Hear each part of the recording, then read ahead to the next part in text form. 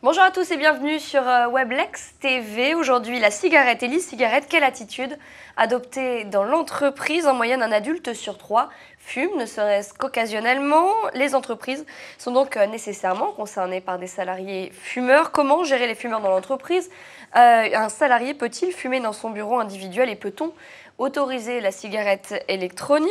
On va répondre à ces questions aujourd'hui avec Sophie Artu, avocat chez Horatio. Bonjour, merci d'être avec nous. Sophie, la première question, l'interdiction de la cigarette, est-ce qu'elle est absolue dans les entreprises?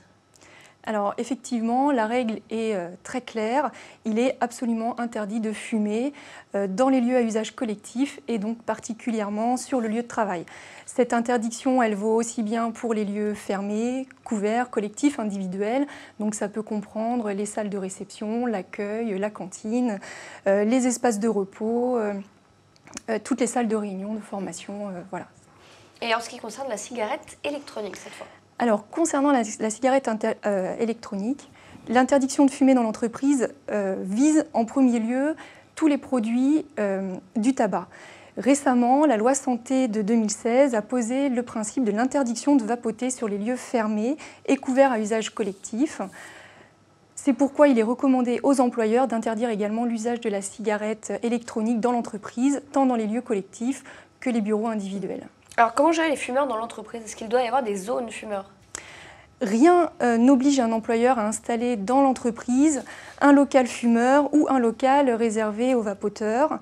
Mais si l'employeur envisage de le faire, eh bien, il doit impérativement consulter au préalable, le cas échéant, le comité d'hygiène et de sécurité ou à défaut les délégués du personnel ainsi que la médecine du travail.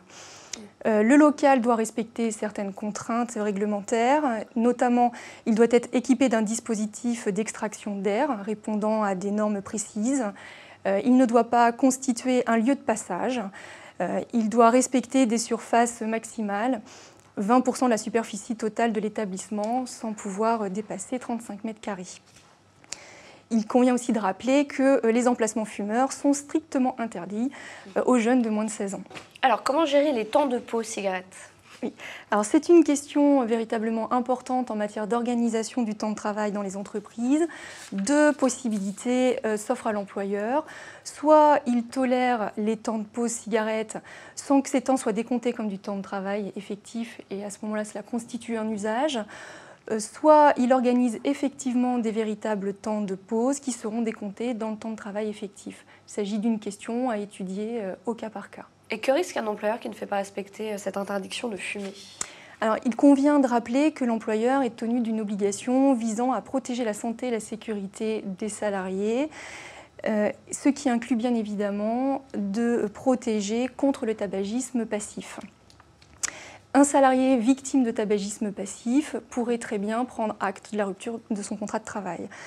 Parallèlement, si le salarié ne respecte pas l'interdiction de fumer dans l'entreprise, eh bien, il est passible de sanctions et il est important à cet effet que l'employeur informe les salariés des sanctions qu'ils encourent s'ils ne respectent pas cette interdiction dans l'entreprise. Merci pour toutes ces informations. On se retrouve très vite sur Weblex TV.